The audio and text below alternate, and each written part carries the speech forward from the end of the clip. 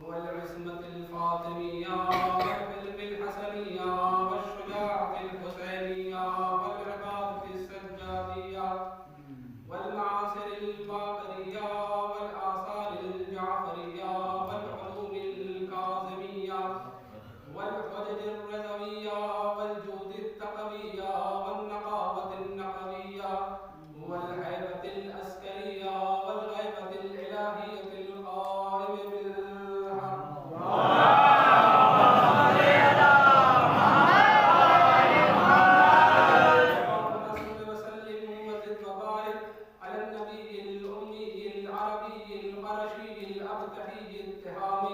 السيد البهي السراج المنير كوكب دري صاحب الوقار والسكينة المدفون بأرض المدينة العبد المعيد والرسول المسدد المصطفى الأمجد والمحمود الأحمد حبيب إله العالمين وخاتم النبيين وسيد المرسلين وشفيع المذنبين ورحمة للعالمين أبي القاسم محمد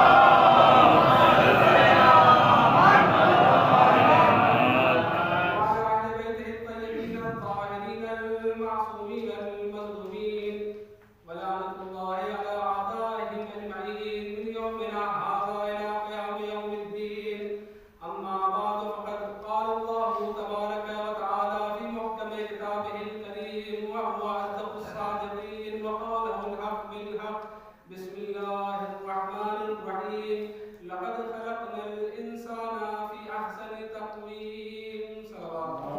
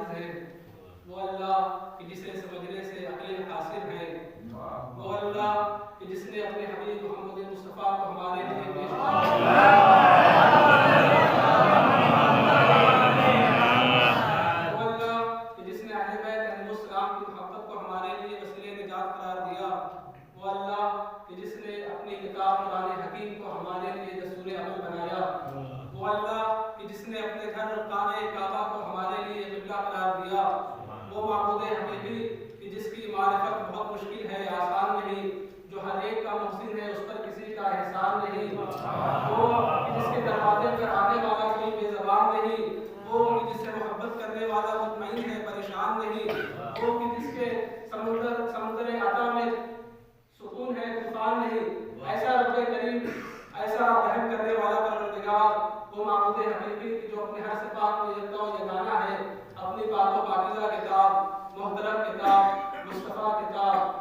خدا کتاب، بیعی کتاب، لاغیر کتاب، قرآن حکیم لقد خلقنا الانسان فی احسن تقویم، کہ ہم نے انسان کو احسن تقویم میں خلق کیا، یعنی جو خلقت کی سب سے بہترین صورت تھی اس صورت میں ہم نے انسان کو خلق کیا، اور جب یہ انسان کو خلق کر چکا تو پھر خود کو مبارکباد بھی دے رہا ہے۔ حالانکہ انسان سے پہلے اللہ نے بہت ساری مخلوقات کو خلق کیا، بہت ساری مخلوقات معرض وجود میں انسان سے پہلے آ چکی تھی، لیکن اللہ نے کسی بھی خلقت پر اپنے آپ کو مبارکباد پیش نہ کی۔ سب سے پہلے اللہ رب العزت نے محمد والے محمد کے انوار کو اپنے نور سے خلق فرمایا، اور پھر ان کے نور کی شعاعوں سے اس عظیم کائنات کو پیدا کیا۔ تو جو سب سے پہلے مخلوق عالم وجود میں آئی وہ محمد والے محمد کا انوار ہے۔ اللہ کا لاکھ لاکھ شکر ہے کہ ان کی محبت اور محبت سے ہمارے دل سرشار ہیں، اس لیے کہ وہ ہستیاں ہیں جو ہمارے لیے وسیلہ نجات ہے، انہی کے وسیلے سے ہماری دعائیں مستجاب ہوتی ہیں، انہی کے وسیلے سے ہماری دعائیں قبول ہوتی ہیں، انہی کے وسیلے سے ہماری دعا قبول ہوتی ہے۔ آج کچھ ایسے افراد مل جاتے ہیں جو یہ کہتے ہوئے نظر آتے ہیں کہ اہل بیت کے وسیلے سے دعا مانگنے کی ضرورت کیا ہے، اہل بیت کے وسیلے سے دعا کرنے کی ضرورت کیا ہے۔ تو میں اسے یہ کہنا چاہوں گا او عقل کے اندھو، ذرا ہوش کے ناخن لو، تمہاری اوقات ہی کیا ہے، تمہاری کیساتی کیا ہے، جب نبی اللہ آدم کی دعا بغیر اہل بیت کے مانا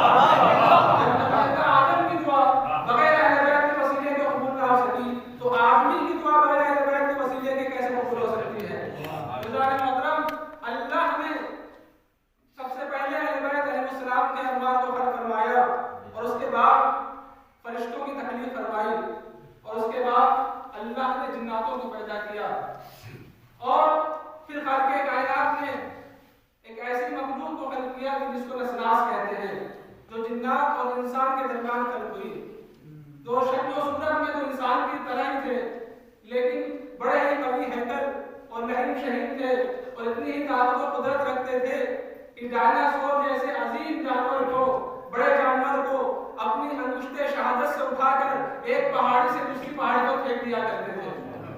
تو اللہ نے فرشتوں کو خلق کیا اور انہیں اتنی سرعت عطا کی کہ وہ ایک لمحے میں آسمان سے زمین اور زمین سے آسمان کا راستہ طے کر لیتے تھے۔ اللہ نے اس کے باوجود اپنے آپ کو مبارکباد نہیں دی۔ اللہ نے جناتوں کو خلق کیا اور انہیں اتنی طاقت دی کہ وہ جس شے کی چاہے صورت اختیار کر لیتے ہیں سوائے معصومین کے، لیکن اللہ نے ان کی خلقت کے بعد بھی خود کو مبارکباد نہیں دی۔ اللہ نے نسناس جیسی قوی ہیکل مخلوق پیدا کی لیکن خود کو مبارکباد نہیں دی۔ لیکن جب اللہ نے انسان کو خلق فرمایا، جب اللہ نے انسان کو زیور وجود سے آراستہ کیا تو بے ساختہ فرمایا فتبارک اللہ احسن الخالقین، کہ لائق مبارکباد ہے وہ اللہ، لائق توفیق و تحمیت ہے وہ اللہ کہ جو سب سے بہترین خلق کرنے والا ہے۔ صلوات پڑھیں پر محمد۔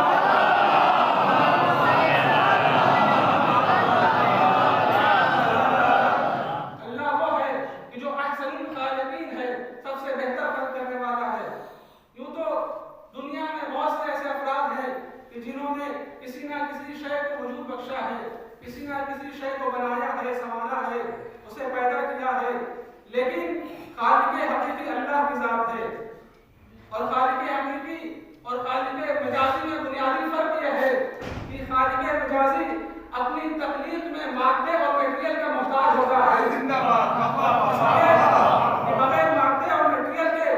انسان کوئی چیز خلق نہیں کر سکتا۔ مثال کے طور پر اس ممبر کے بنانے والے نے جب اس ممبر کو بنایا تو یہ نہیں بنایا بلکہ لکڑی کی شکل میں مادہ اور میٹیریل موجود تھا، لہذا اسے تراشا اور ایک خاص ترتیب دے کر ممبر بنا دیا۔ اس مائک اسٹینڈ بنانے والے نے اس مائک اسٹینڈ بنانے سے پہلے ایک مادہ اور میٹیریل کی جستجو کی جسے لوہا کہتے ہیں، پھر لوہے کو پگھلایا اور پگھلا کر ایک خاص سانچے میں ڈالا اور مائک اسٹینڈ بنا دیا۔ لہذا اگر لوہا وجود نہ رکھتا تو اس مائک اسٹینڈ کا وجود نہ ہوتا، اگر لکڑی کا وجود نہ ہوتا تو اس ممبر کا تو معلوم یہ ہوا کہ خالق مجازی وہ ہوتا ہے کہ جو اپنی ہر تخلیق میں مادے اور میٹیریل کا محتاج ہوا کرتا ہے، لیکن جو خالق حقیقی ہے جو خالق حقیقی ہے وہ مادے کا محتاج ہے، ارادہ کر لے تو معاشرے کو عدم سے وجود ادا کر دیتا ہے، اس چیز کو چاہتا ہے تاریکی عدم سے نکال کر وجود کے نور سے مزین و محمد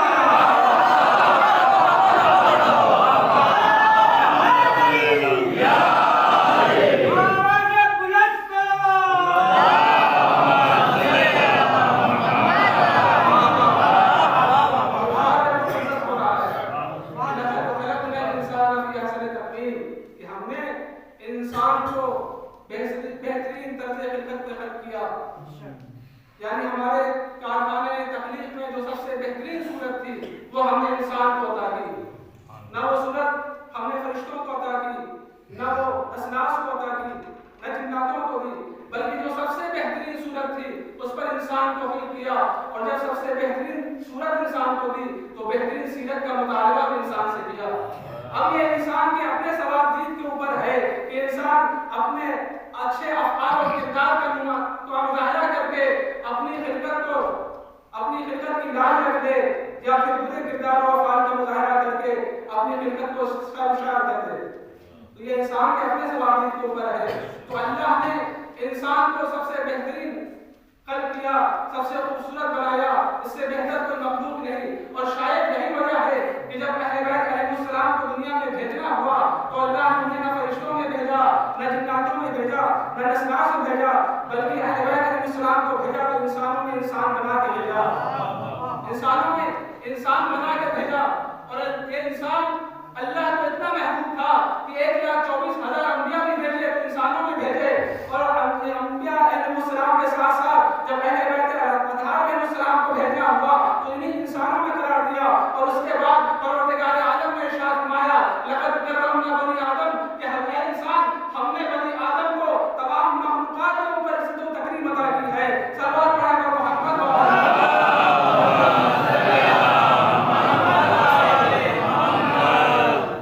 تو اللہ نے انسان کو بہترین طرز خلقت پہ خلق کیا،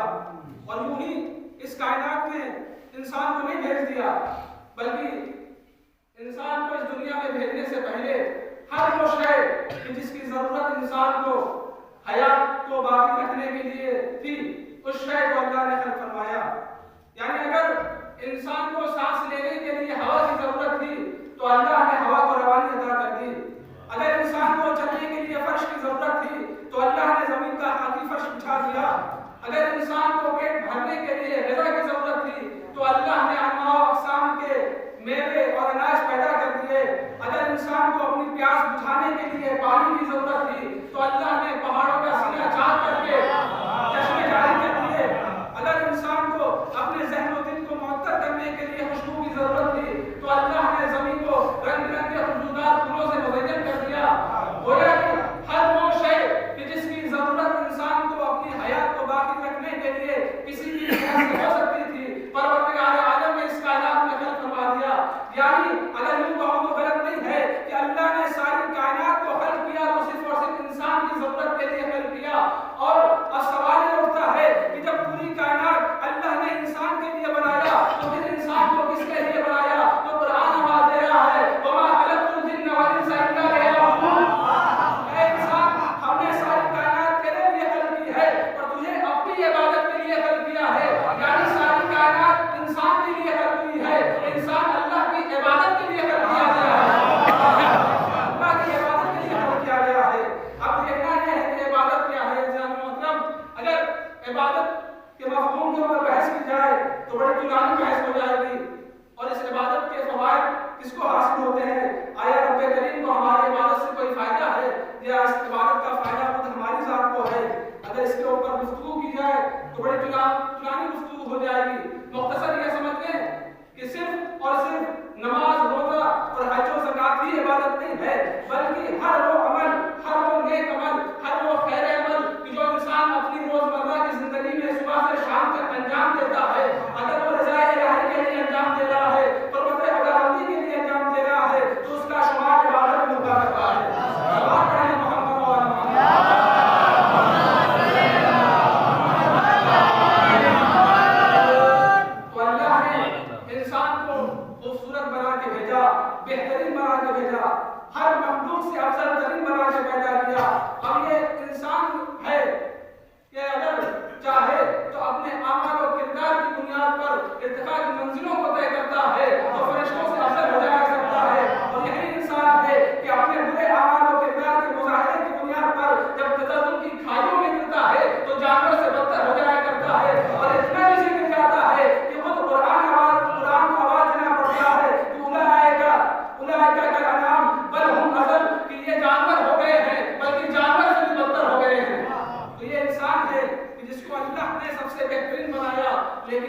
انسان کبھی کبھی اپنے اعمال و کردار کی بنیاد پر جانوروں سے بدتر بھی ہو جایا کرتا ہے۔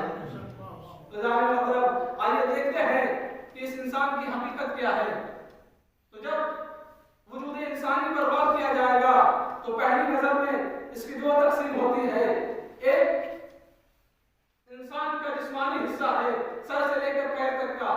جسمانی وجود، اور دوسرا روحانی وجود جسے روح کہتے ہیں، یعنی ایک جسم ہے اور دوسرے روح ہے، اور جسم اور روح یہ دو مخالف چیزیں ہیں، دو متضاد چیزیں ہیں، دو نقیضین ہیں، اور منطق کا یہ قاعدہ کلیہ ہے کہ نقیضین کبھی آپس میں جمع نہیں ہو سکتے، النقیضان لا یجتمعان۔ آپ سوچ رہے ہوں گے یہ کون سی بحث شروع ہو گئی ہے، تو میں مثال سے واضح کرتا چلوں کہ دو مخالف چیزیں کبھی جمع نہیں ہو سکتی۔ مثال کے طور پر دن اور رات یہ دو مخالف چیزیں ہیں، نور اور تاریکی، شرافت اور ضلالت یہ دونوں مخالف چیزیں ہیں، یعنی اگر نور ہوگا تو تاریکی نہیں ہوگی، تاریکی ہوگا تو نور نہیں ہوگا، اگر رات ہوگی تو دن نہیں ہوگا، اور اگر دن ہوگا تو رات نہیں ہوگی، اگر کوئی انسان شریف ہوگا تو ذلیل نہیں ہوگا، اور اگر ذلیل ہوگا تو شریف نہیں ہوگا۔ یعنی ممکن ہی نہیں ہے کہ ایک انسان ایک وقت میں شریف بھی ہو اور ذلیل بھی ہو، یہ ممکن ہی نہیں ہے کہ ایک وقت میں ایک جگہ پر دن بھی ہو اور رات بھی ہو، یہ ممکن ہی نہیں ہے کہ ایک جگہ پر ایک وقت میں نور بھی ہو اور تاریکی بھی ہو۔ تو پتہ چلا کہ دو مخالف چیزیں، دو متضاد چیزیں کبھی ایک ساتھ جمع نہیں ہوا کرتی۔ تو یہاں پر میرے استاد مزاحن یہ بات کہا کرتے تھے کہ یقیناً نقیضین کبھی آپس میں جمع نہیں ہوتے، دو متضاد اور مخالف چیزیں کبھی آپس میں ایک ساتھ جمع نہیں ہو سکتی، لیکن دو مثالیں میرے پاس ایسی ہیں کہ جہاں پر نقیضین اور مخالف چیزیں جمع ہوتی نظر آتی ہیں۔ ایک ایران میں فلفل شیری کہ جو مرچ ہونے کے باوجود میٹھی ہے، ایران میں فلفل شیری کہ جو مرچ ہونے کے باوجود میٹھی ہے، اور دوسرے پاکستان میں عمر شریف کہ جو عمر ہونے کے باوجود میٹھی ہے۔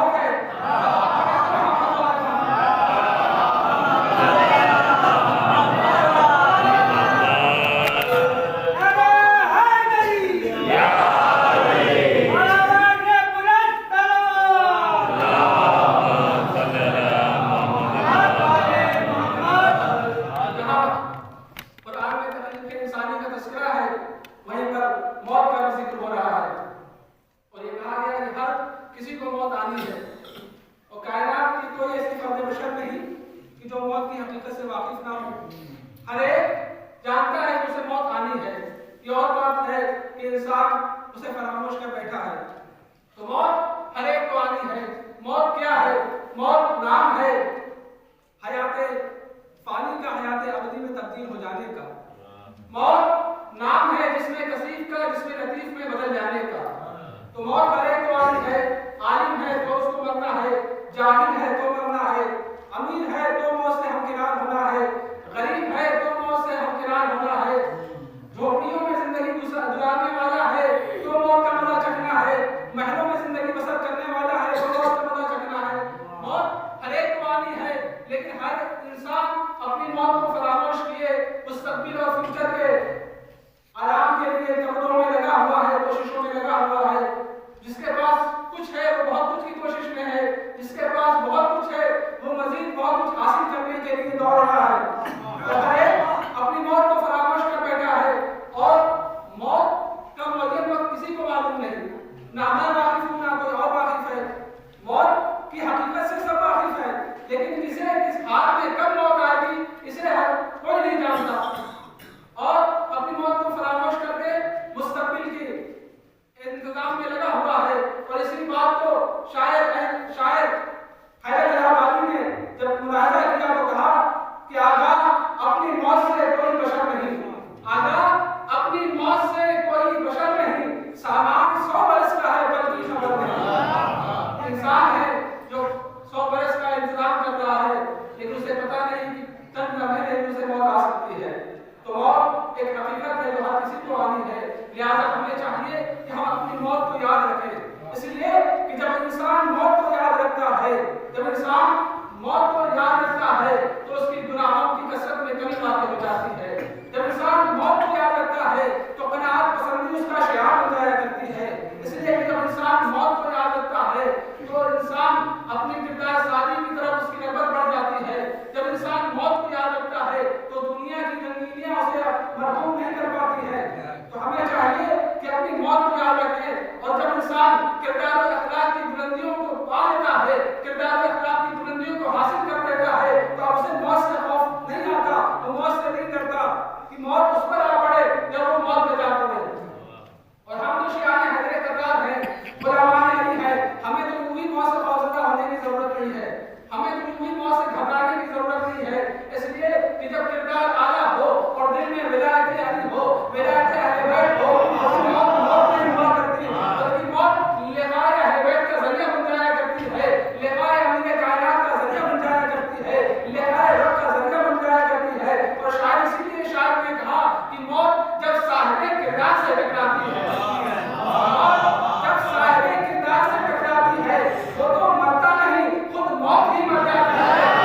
مرتا نہیں خود موت ہی مر جاتی ہے۔ اور یہ تو ترکیب ملاقات علی ہے، ورنہ موت حیدر کے غلاموں کو کہاں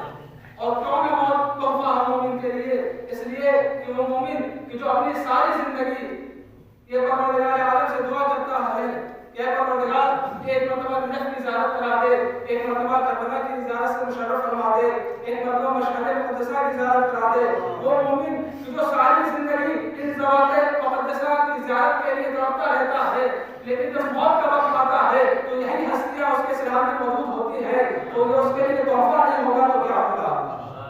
تو مومن کے لیے موت تحفہ ہے، اور مومن کے لیے موت تحفہ کیوں نہ ہو؟ اس لیے کہ جب مومن ولایت اہل بیت کے ساتھ، محبت اہل بیت کے ساتھ اس دنیا سے جاتا ہے تو اس کی موت موت نہیں ہوتی بلکہ شہادت ہوا کرتی ہے۔ اس لیے رسول کائنات نے کہا ہے من مات علی حب آل محمد مات شہیدا، جو کوئی محبت اہل بیت کے اوپر مر جاتا ہے اس کی موت شہادت کی موت ہوا کرتی ہے، اس کی موت شہادت کی موت ہوا کرتی ہے۔ اور شہید از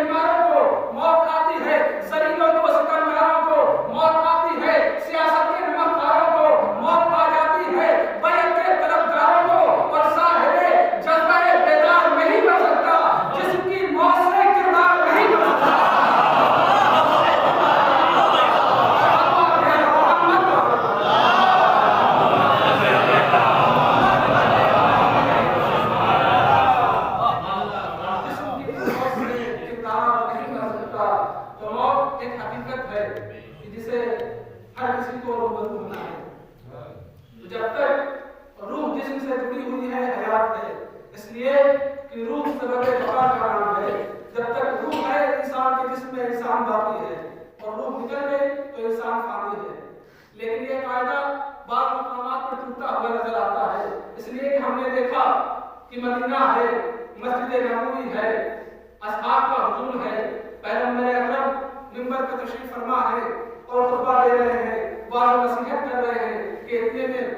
وحی کا فرشتہ نازل ہوا اور کہا کہ انک لا تسمع الاموات، کہ اے حضرت حبیب، اے میرے پیغمبر، آپ ان مردوں کو کچھ سنا نہیں سکتے، اس لیے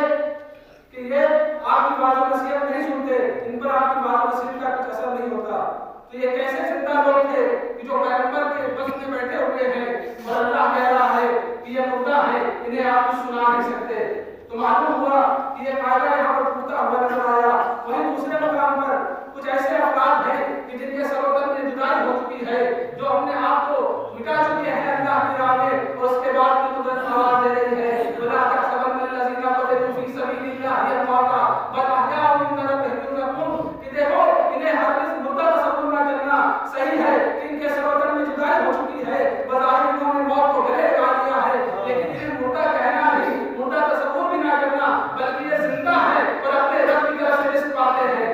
تو معلوم ہوا کہ ہم تو یہ سمجھ رہے تھے کہ اگر روح جسم میں باقی ہے تو حیات ہے اور روح جسم سے نکل گئی تو موت ہے،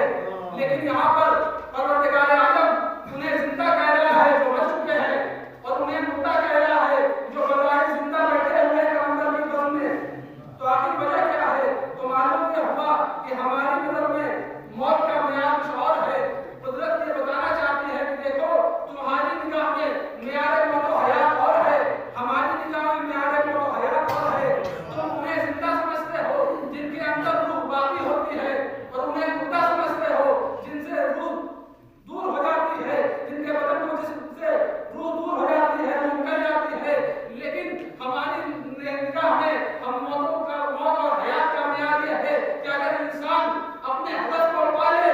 اگر انسان اپنے ہدف اور مقصد کو پالے تو سر و تن میں جدائی ہونے کے باوجود زندہ ہے، اور اگر انسان ہدف اور مقصد کو فراموش کر دے تو اپنے پیغمبر کی طرح بیٹھا ہے۔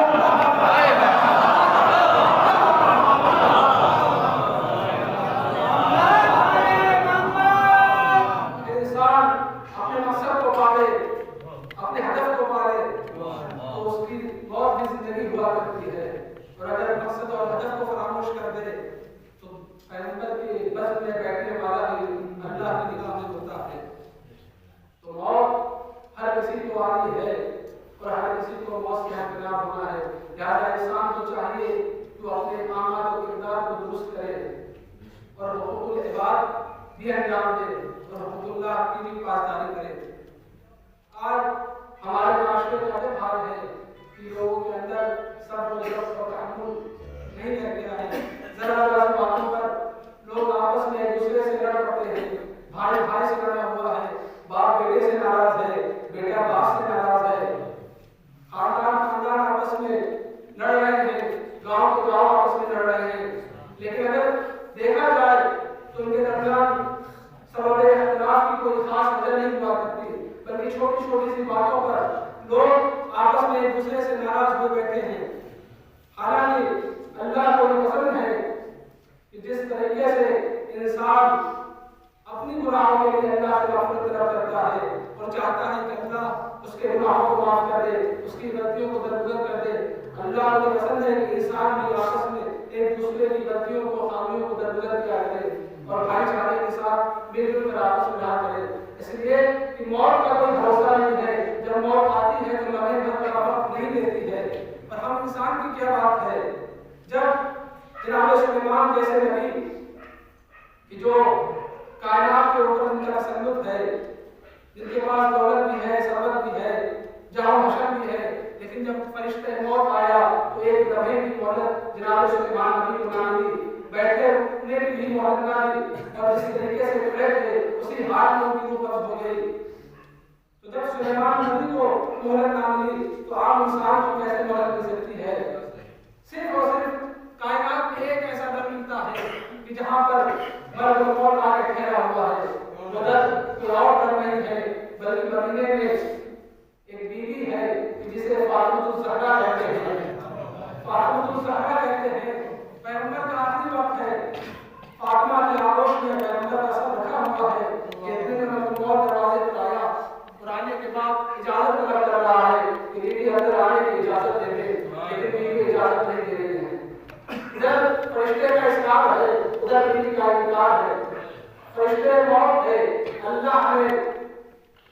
بھیجا ہے لہٰذا واپس جا نہیں سکتا، اس لیے کہ اللہ کی نافرمانی ہو جائے گی، اندر آ نہیں سکتا، اس لیے کہ فاطمہ کی اجازت نہیں ہے۔ آپ کرے تو کیا کرے، اب ایک ہی راستہ ہے کہ فاطمہ کو راضی کر دے تاکہ خدا بھی راضی ہو جائے۔ لہٰذا موت دروازے سے ادھر پہ کھڑا ہے اور اجازت طلب کر رہا ہے کہ اتنے میں شہزادی کی آنکھوں سے اشک جاری ہوئے اور رسول خدا کے رخسار پر پڑے تو رسول نے آنکھیں کھولی، کیا ماجرا ہے بیٹی، کیوں پریشان ہو؟ کہا بابا بڑی دیر سے تم دروازے پہ کھڑا ہے اور اندر آنے کی اجازت طلب کر رہا ہے۔ کہا بیٹی تم نے پہچانا نہیں، یہ ملک موت ہے، اسے کسی گھر میں جانے کے لیے اجازت کی ضرورت نہیں ہوتی، یہ تمہارے گھر کا شرف ہے کہ فرشتے موت آ کر تم سے اجازت طلب کر رہا ہے، لیکن اسے اجازت دے دو۔ اللہ اکبر۔ عزیزان محترم، شہزادی کا دل کتنا بڑا ہو گیا ہوگا، کتنا مطمئن ہوئی ہوگی کہ اے اللہ تیری کنیزے خاص کا یہ رتبہ، یہ شرف کہ ملک موت بھی آ کر مجھ سے اجازت طلب کر رہا ہے، میری اجازت کے بغیر تیرے بارگاہ کے فرشتے میرے در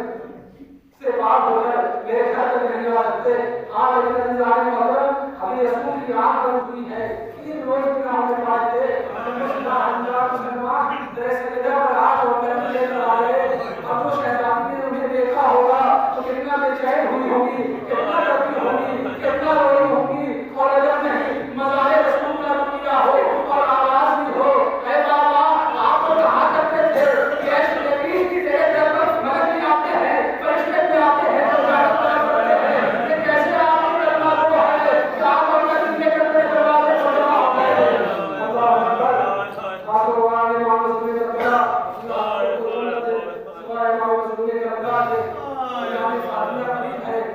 چاہوں گا کہ چند گوشے مسائل کے شہزادی کے بیان کروں۔ اللہ اکبر۔ اس در کے مسلمان جمع ہوئی حضرت تصور کرے، وہ در کہ جو در اس در پر فرشتے آ کر ٹھہر جایا کرتے تھے، وہ در کہ جو محمد وحی رسالت تھا، وہ در کہ جہاں سے تعالی سجدہ کیا کرتے تھے، جس در کے کا کائنات میں کوئی گھر نہ تھا، جس در کے کا کائنات میں کوئی گھر نہ تھا، لیکن یہ کیسے مسلمان تھے، یہ کیسے کلمہ گو تھے کہ رسول کی بیٹی کے در پر آ کر نتیجے میں جمع ہو گئے۔ اب جیسے ہی لوگوں نے آواز دی کہ اے فاطمہ ابو الحسن کو گھر سے باہر نکالو اور ہمیں ہاتھ لگا دیں گے، بس اس آواز کا سننا تھا کہ شہزادی دروازے پر آ گئی۔ شہزادی کو بڑی امید تھی کہ میں دروازے پر آ جاؤں گی تو شاید کانا سے امتی میری بات سن لے۔ شہزادی دروازے پر آئی اور آنے کے بعد اپنے رشتے کی گواہی دے رہی ہے، اپنی رسول سے قربت کی گواہی دے رہی ہے، کہہ رہی ہے کہ اے مسلمانوں کیا تم اس گھر میں آگ لگا دو گے جس میں رسول کی بیٹی ہے؟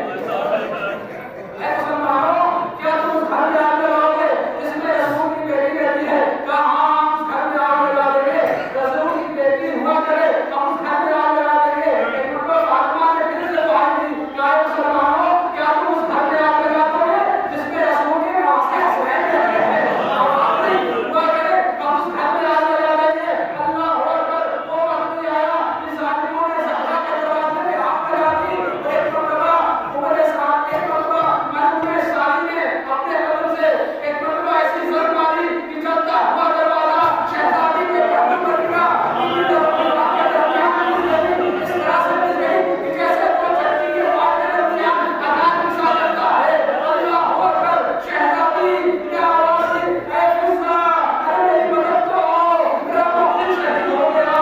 اللہ اکبر۔ اللہ اکبر۔ سبحان اللہ کے بڑا ہے آسمان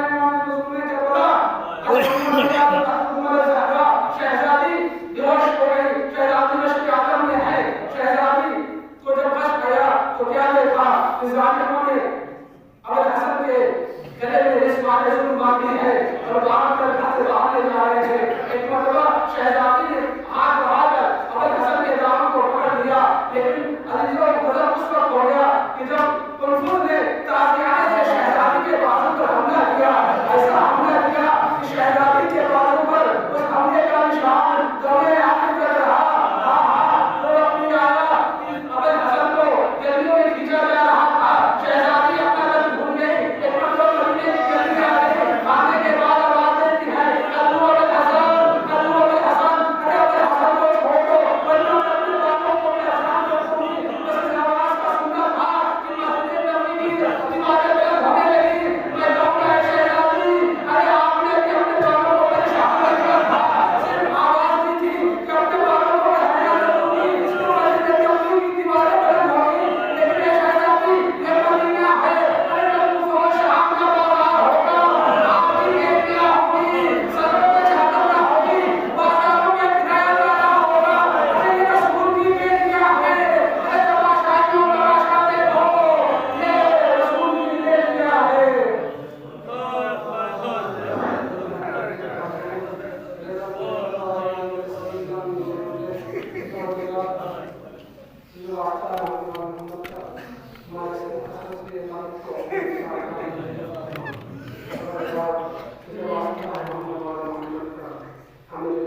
شفاء کاملہ